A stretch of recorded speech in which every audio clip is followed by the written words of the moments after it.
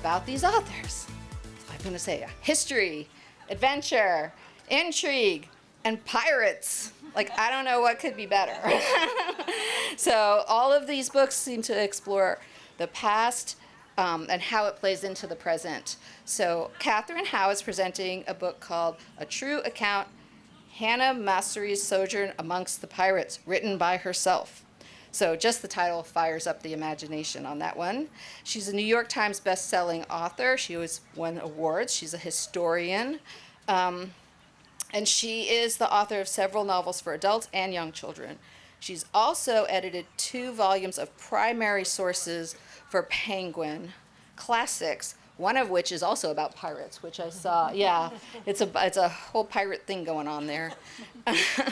And she's also ghostwriter with Anderson Cooper of the #1 New York Times bestseller books Vanderbilt and Astor. So she's a bigwig. Tania James is the author of the novels The Tusk That Did the Damage and Atlas of Unknowns, and a short story collection called Aerograms. Her fiction has appeared in the Boston Review, Granta, Guernica, One Story, One Public Space, and the Kenyon Review, which is not that easy to get into, by the way. She lives in Washington, D.C., and has taught creative writing at George Mason University. She's here to talk about her most recent novel, Loot, which was longlisted for the National Book Award, which is also a big deal. So, hooray. So moderating their discussion today is another talented author, Karin Tanabe?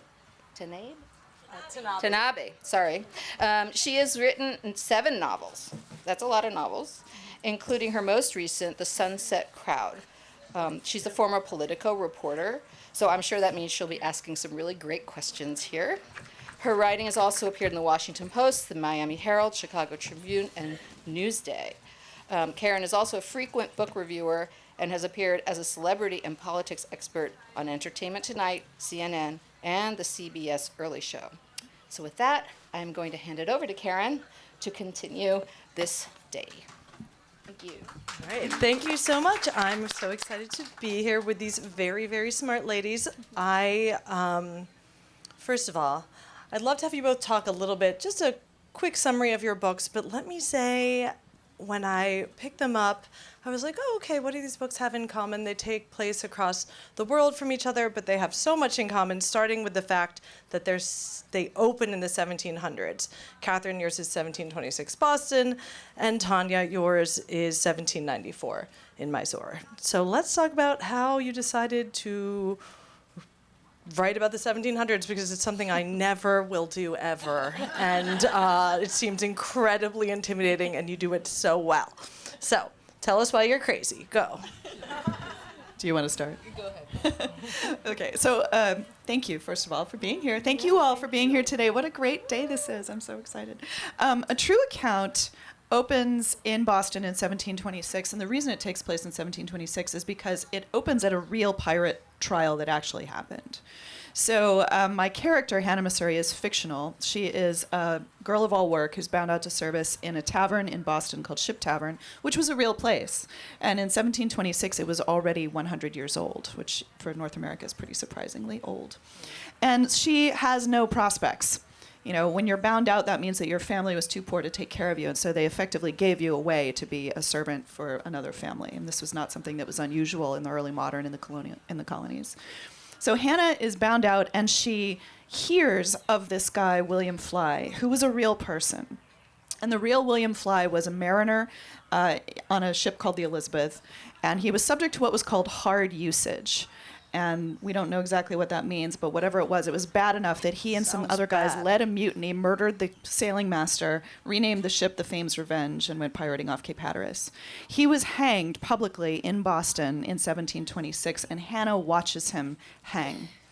And I can tell you more about him later if you want, but that kicks off kind of her, that's like her call to adventure, effectively.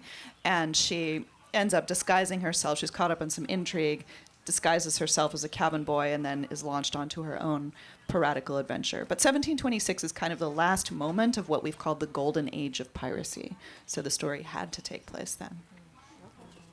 So you're not so crazy. All right, Tania, how about you? I agree with you, Karin. in that I never thought I would write a novel set in the 1700s. Like, Katherine, you're a historian. I never thought I would write historical fiction. I just thought that all of that is so intimidating to me. Why?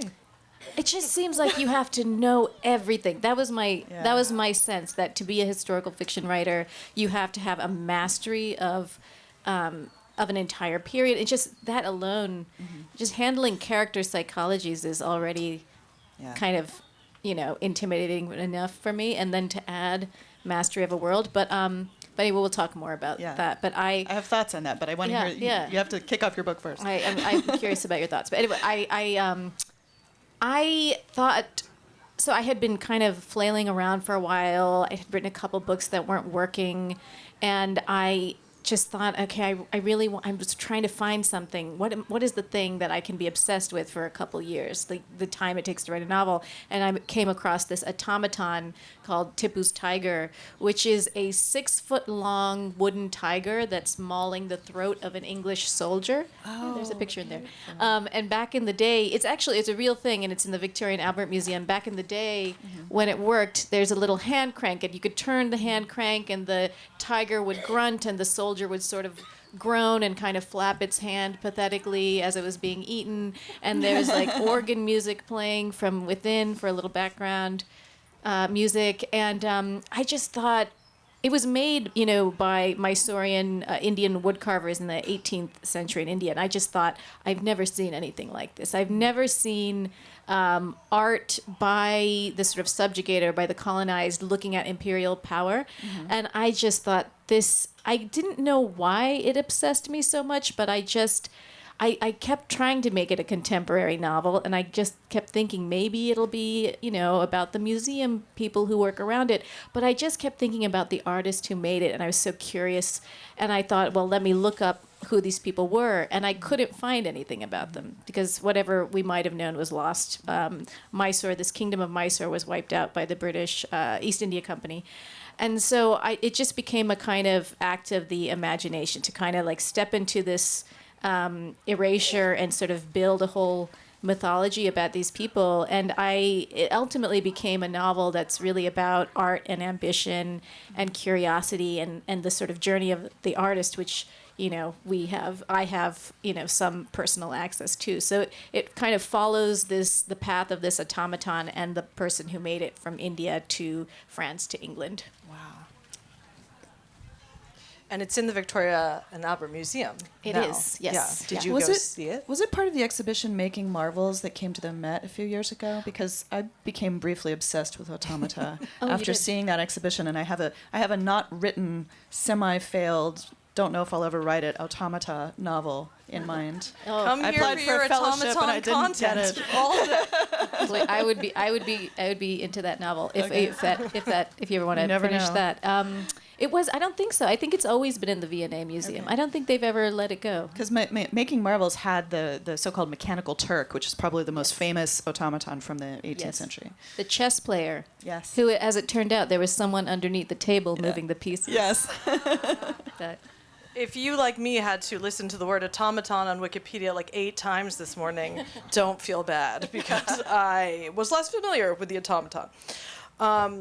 So, Katherine, in your book, there's a dual timeline. Yes. There's the Pyrates, there's the 1700s, but there's also a professor at Radcliffe, Marion Beresford, who is piecing together Hannah's story. And she has her own secrets, she has her own demons, but I loved her story. I loved this dual timeline. Is that something you knew you wanted to do? So I've discovered that I'm a mid-career novelist, which is a weird discovery because I still feel like I've just blundered into this job and I'm still figuring out how to do it. But it means that I have discovered that there is such a thing as a Katherine Howe novel. And how I feel about that is fuel for another discussion. But it is very typical of a Katherine Howe novel, apparently, to have 2 timelines. In fact, I think I've only written one novel that largely didn't have 2 timelines. And I think part of the reason for that is I also, in the so-called contemporary part of the story, so Marion Beresford's part of the story is set in 1929 and into 1930. And I've discovered that when writing about the early modern, my temptation is always to have a character whose job it is to interpret the past, because the early modern is so so very different intellectually, religiously, morally, spatially, materially from the world that we live in. And so I've written a lot about academics, maybe because I started writing fiction as an academic. Academics, students, there's always someone whose job is to inquire. And so in the case of a true account, I actually break a pretty big rule, which is you're never really supposed to switch from perspectives. So when you start reading a true account, it's in first person, and it feels like you're just reading along in the story and you're caught up in Hannah's adventure. And about 40 pages in, you discover that you've been reading over Marion's shoulder. And Marion has been brought a manuscript, and the manuscript is called A True Account, Hannah Masury's Sojourn Amongst the Pirates, written by yourself. That's why the long, wordy, ludicrous title. Because in the 18th century, the novel as a form was very new, and most of the popular books that were written at that time had these very long explanatory titles, like Tom Jones. The real title is the True Story of Tom Jones, a Foundling. So it's my attempt to recapture the sensation of reading an 18th century text. That threw me. I had to kind of go back. Yeah, and it's be abrupt, like, and but it's supposed to be abrupt. You're supposed to be like, oh my gosh, this isn't what I thought. Yeah. Yeah. Well, it worked. It worked. What you're doing works. And in Loot, it's not changing timelines, but you have many narrators. You have diary entries. You have different people giving their, account of this story. Yeah, I actually loved dual timeline narratives. And I think that's how I thought of myself, too, as a novelist, because a lot of what I've written in the past, there's always multiple. And initially, I actually had this as a dual timeline, like jumping time periods. And I kind of figured out early on this isn't going to work because it's too much for the reader to learn both timelines. Whereas you're saying your one timeline is contemporary, it's sort of or more of a... It's 20th century. I mean, it's Yes. it's 100 years ago.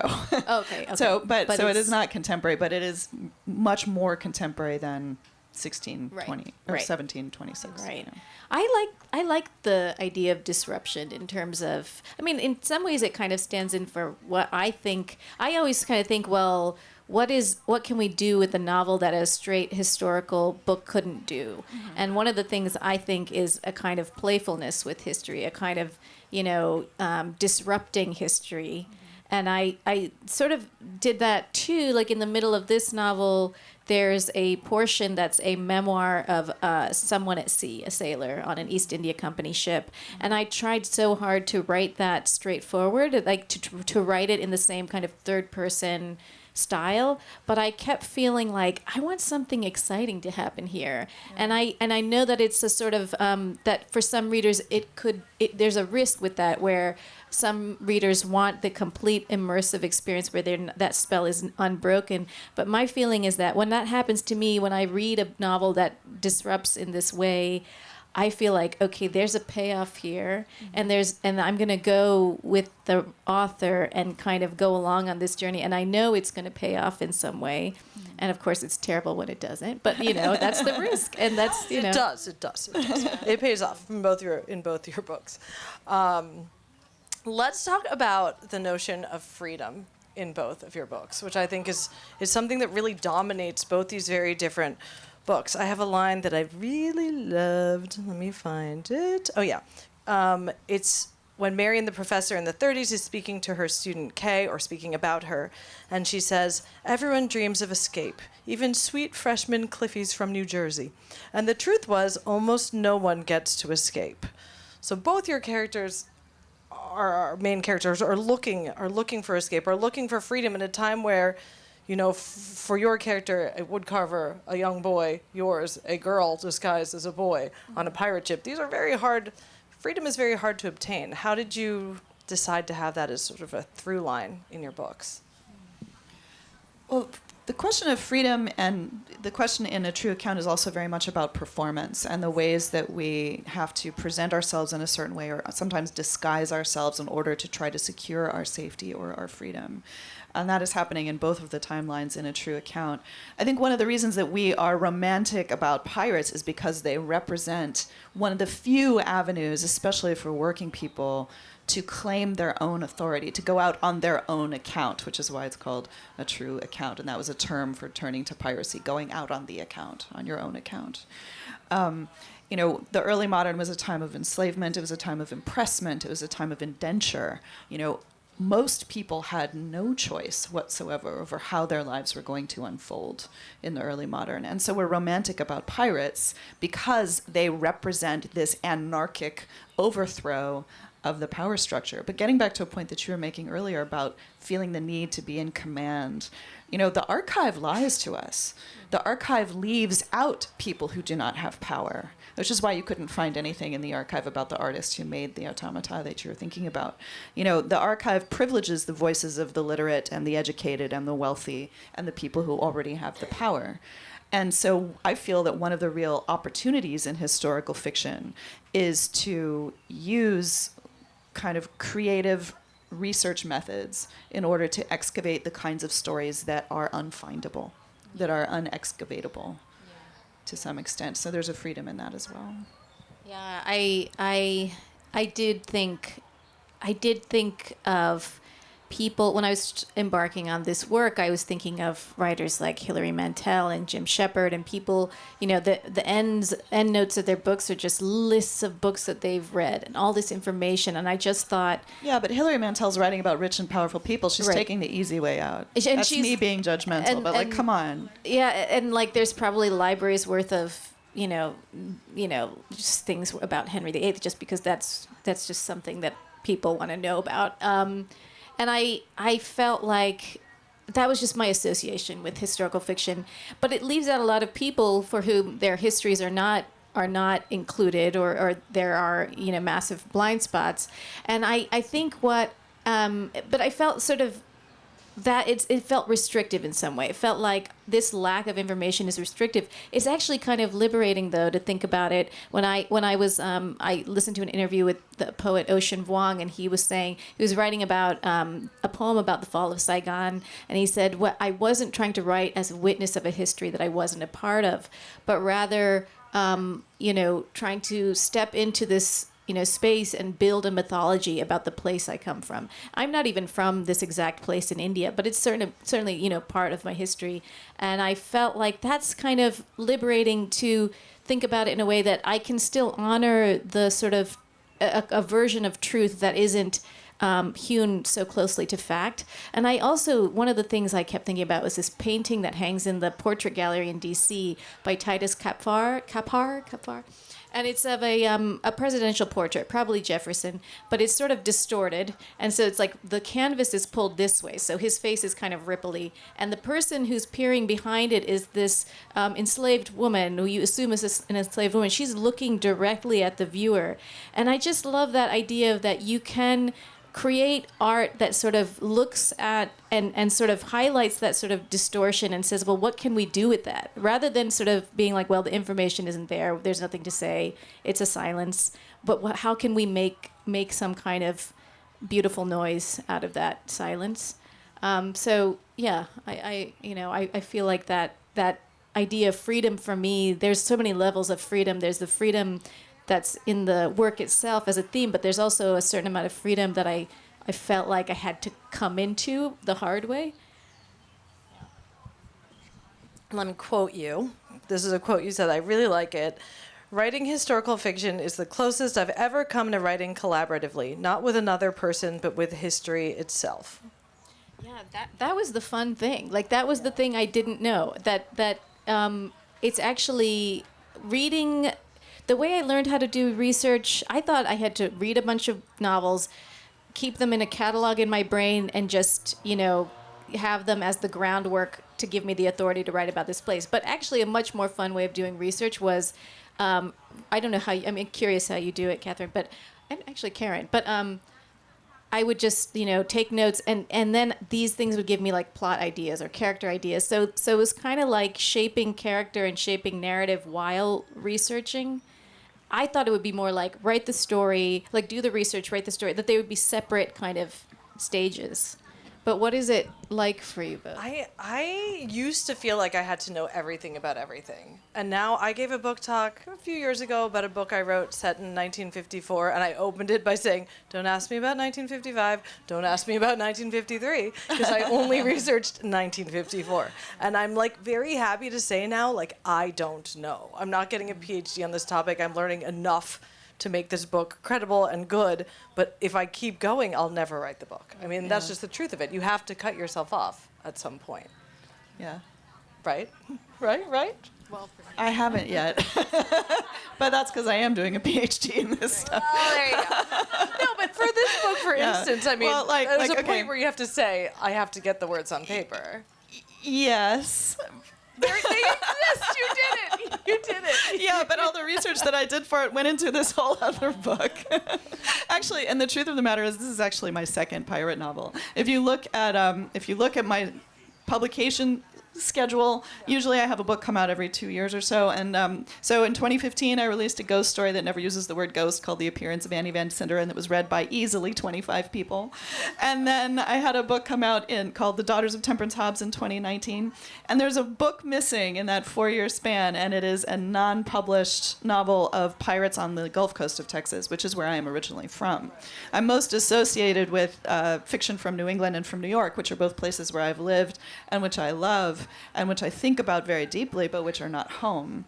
And I was trying to write the great American, like everyone imagines Texas is like a John Ford film, which has always made me crazy because I'm from a very dynamic, interesting region that is the intersection of Southern folk tradition and Tejano or Mexican folk traditions, which is why I wrote in magical realist terms in the first place, because I am from a region where magical realism is the lingua franca, as it were. And so I wanted to write the great American Texas Gulf Coast pirate novel, but the problem is it was too important to me.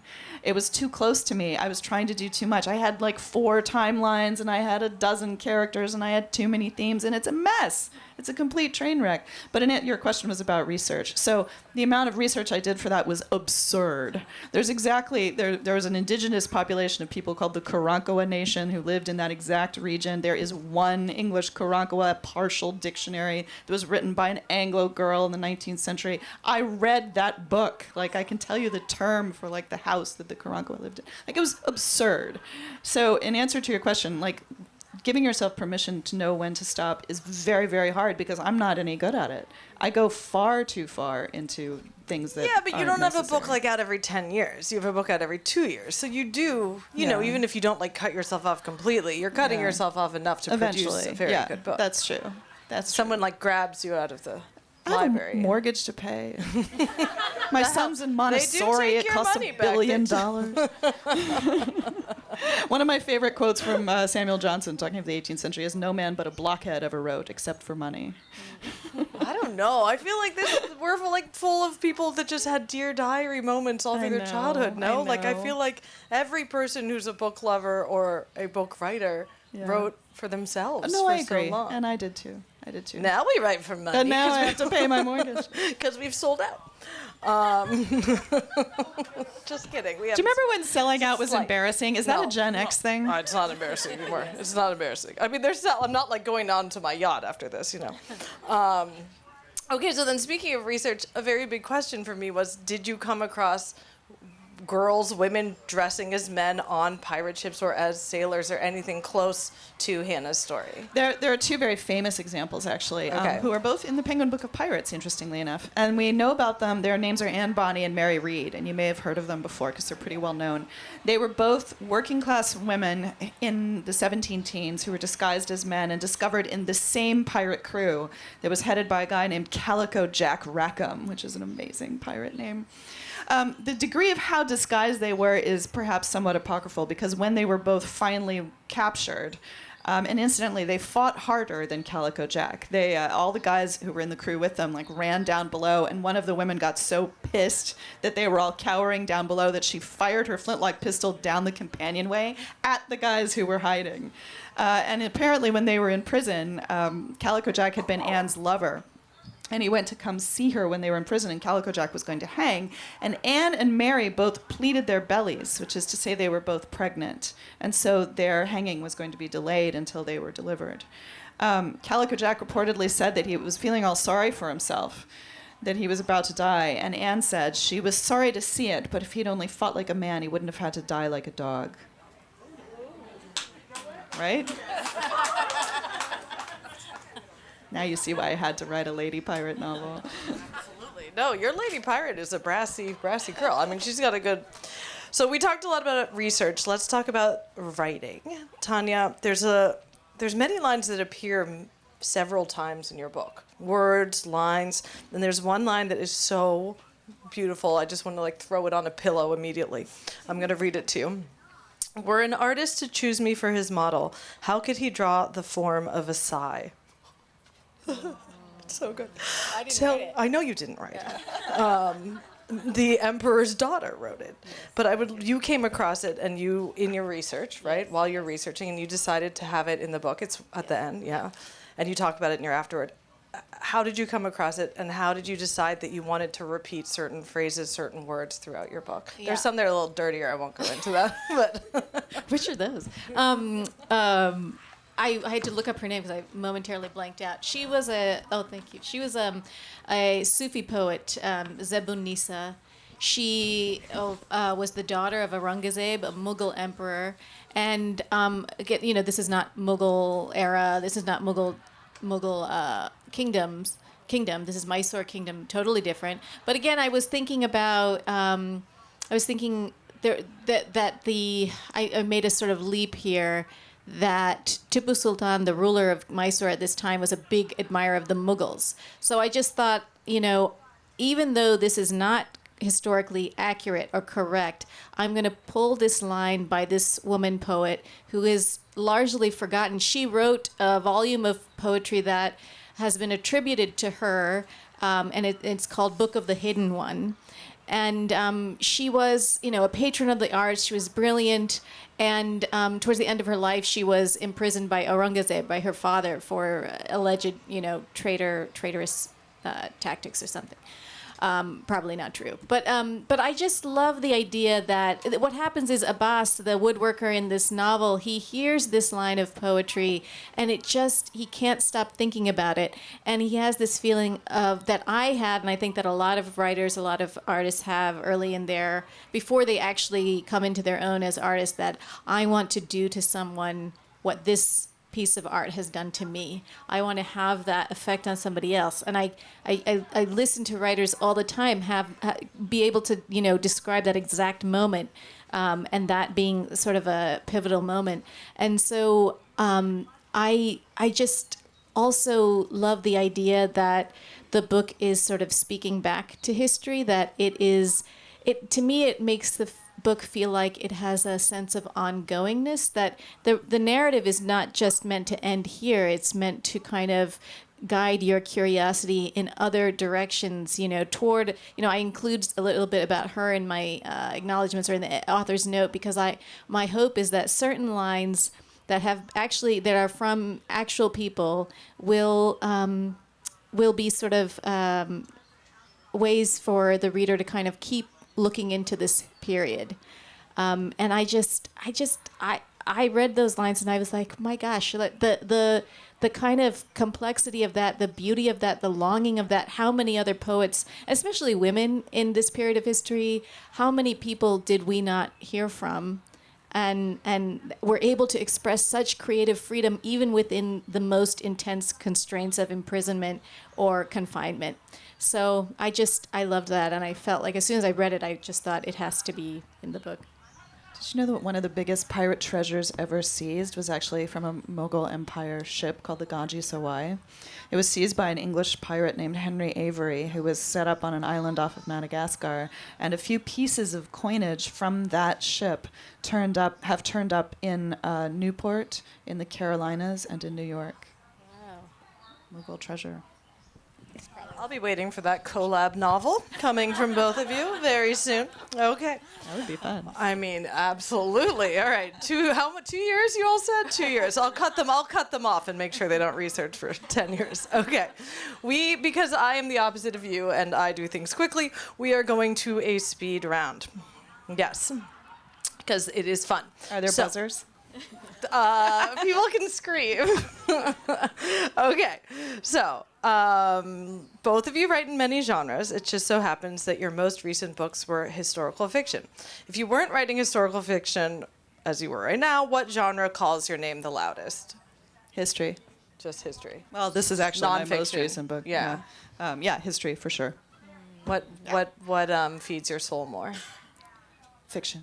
Yeah. Oh, yeah, Ooh, absolutely. Okay. But for me, they're so closely entwined that it's actually hard for me to talk about them as separate. Yeah. In a way. Tanya. I am, well, the thing I'm working on is sort of mystery, but I'm always a little bit, I'm very drawn to mystery. I think there's something in me from the Agatha Christie days when I was, that was like one of my first intense loves was Agatha Christie and Edgar Allan Poe. So it's something about darkness and mystery is there's a pull there. Nice. Okay.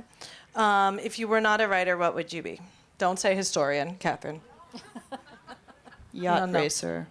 Yacht racer. Yes, she's also a yachtswoman. I know. It's very. When I was reading your bio, and I was Can't like, make she's any money that way, though. She's from Texas, and she's like a New Englander. Now, I mean, you are a solid New Englander. They have sailing in Texas, too. There's a big coastline. It's funny how people don't but really realize that. it doesn't feel the same. I mean, it's not as preppy, maybe. Yeah.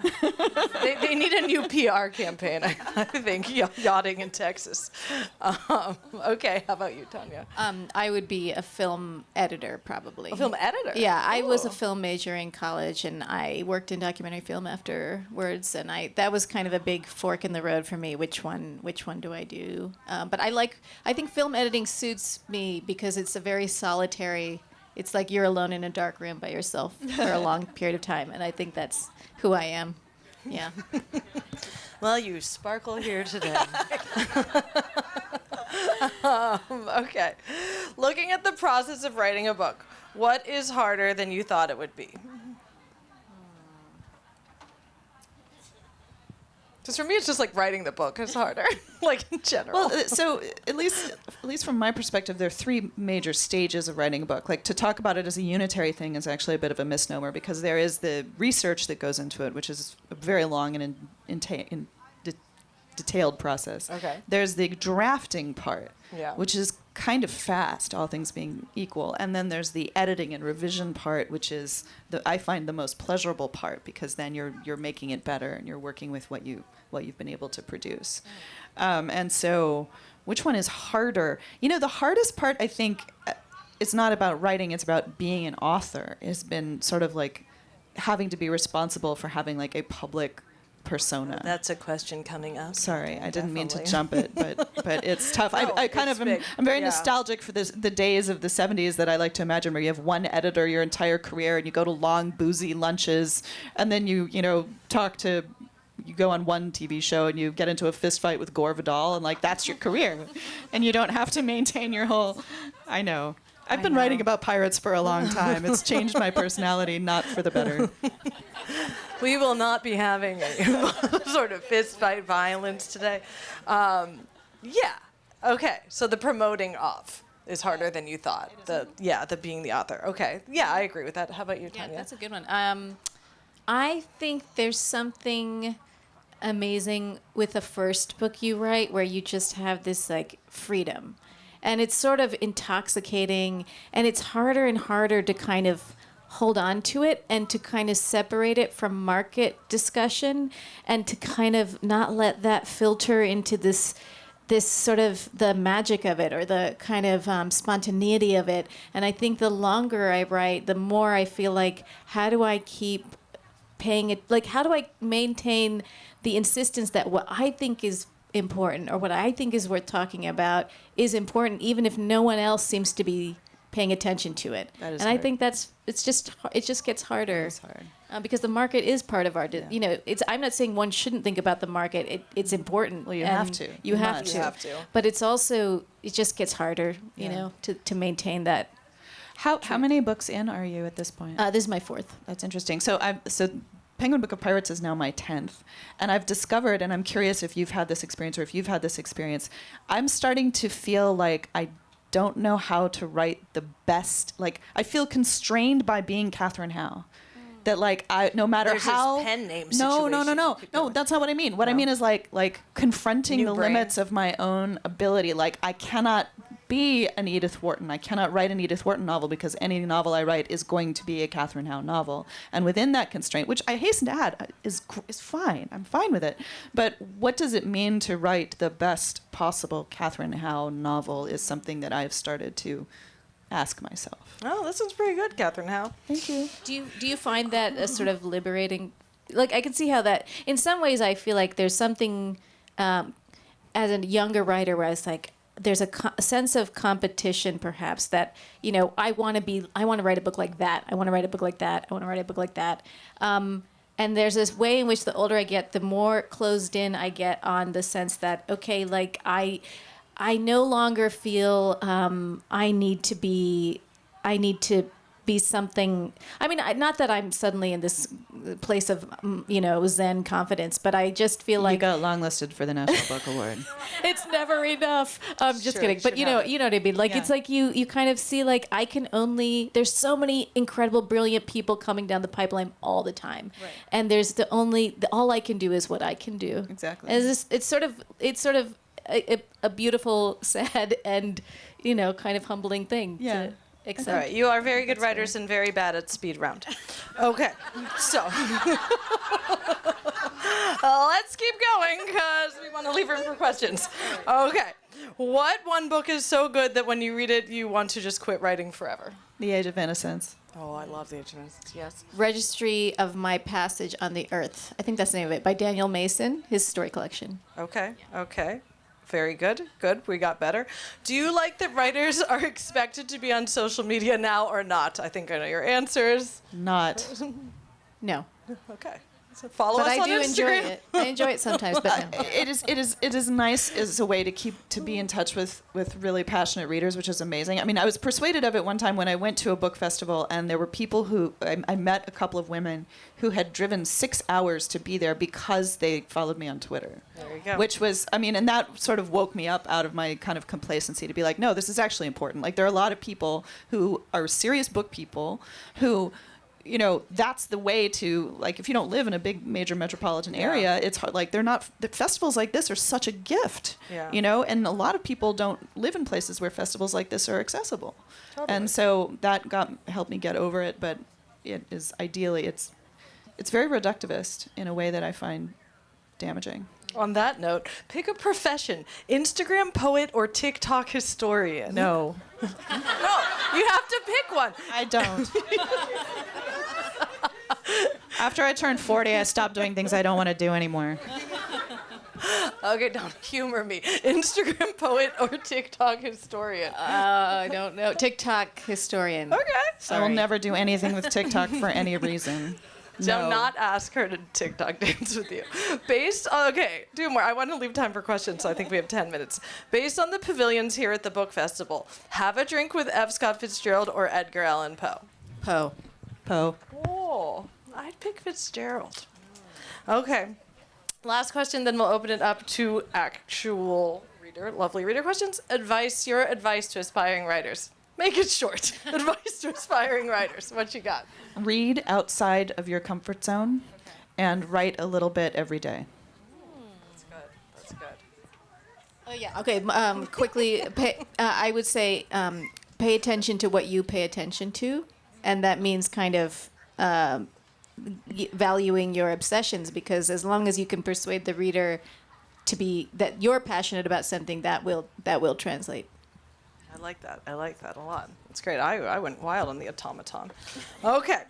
Well, thank you, ladies, so much. Your books are phenomenal, and it's been a pleasure to be here with you today. I would love to. I think we have about 8 Didn't Karin minutes do a left. great job moderating, y'all? She's great. I moved it along. All right, just kidding. You're You're wonderful. And I'm in awe. I'm in awe of anyone who looks at the 1700s and says, you know what? This is where I'm going, and this is where I'm staying for 2 years. And you all do it so well. And it's intimidating. Reading your books, I was like, I never want to do this. They're too good at it. Anyway, let's open up to questions from the audience. Thank you all so much for being here. Hi. I love to read since I first learned how to read. And I read regular books, and I read Kindle, and I do a lot of audiobooks. And I've never had a chance to ask an author, what do you think of audiobooks? Have yours been done in that media, and what do you think about it? I think they're great. I mean, I consume a lot more audiobooks now because I have a 4-year-old. And so my reading time is when I'm driving home from Montessori, to be honest with you. Like, I just don't have a lot of time to sit down like I used to. It's a real, mine have been done in audiobook, which is great. And in fact, for the very first time for Penguin Book of Pirates, I got to do part of the audiobook, which was pretty fun. It's a primary source reader, so they have professional readers do the 3 different time periods, and then I do the introductory and contextualizing paragraphs, so I'm kind of like your guide through it, which is really fun.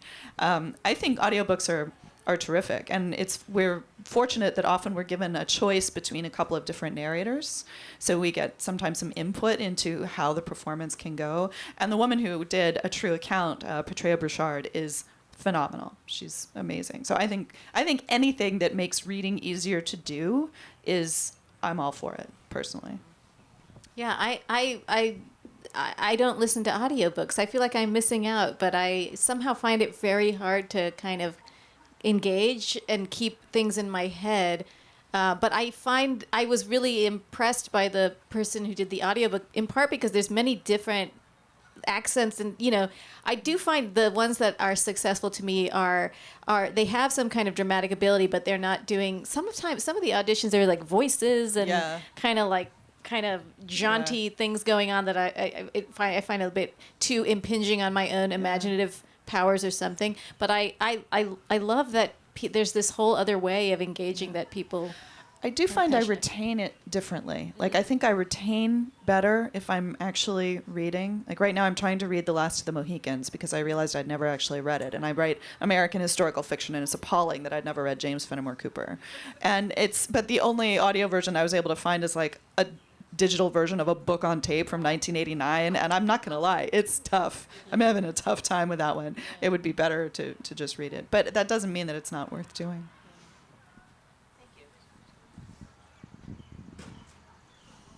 Hi, Katherine. I noticed that you kind of offered up some fun facts about pirates and stuff. So I was just wondering if you have a favorite little fun fact about piracy. Oh, fun fact about I have so many fun facts about piracy. Oh my gosh, it's really hard to pick just one.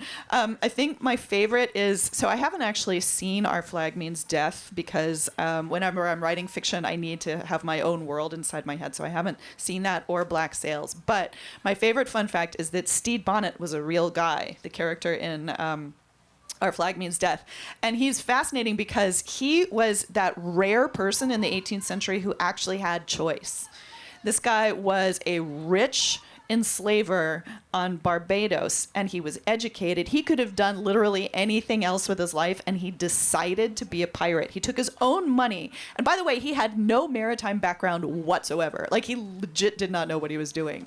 And he spent all this money, got his own ship, hired his own crew, and went pirating, and he was a Confederate of Blackbeard, and he was hanged. He went all the way. Why did he do it? He's written about in a very famous book called A General History of the Pirates from 1724, and the author of that book even says he must have been out of his mind. Why would he do such a thing? And I have a hypothesis that's in the Penguin Book of Pirates that I'll stop because we're running out of time. Other questions? There's a hand back there. Can I just shout? Yeah, shout. Poe's favorite bar is still in Baltimore City in Fells Point, the horse you came in on it. No spoilers. Your love of sailing or pirates, which came first? The question is, love of sailing or pirates, which came first? Sailing came first. I sailed in Galveston Bay with my family when I was a child. And then when I moved to the town I live in New England, I started crewing on racing yachts in my 20s in graduate school. And there are not a lot of women who do that. I mean, there's more and more, which is great. But like most people, I became obsessed with Master and Commander and pirates. And so pirates came first, sailing first and then pirates. But now my son, hardcore, all in on pirates. We've got the hats, we've got the swords, the whole shebang.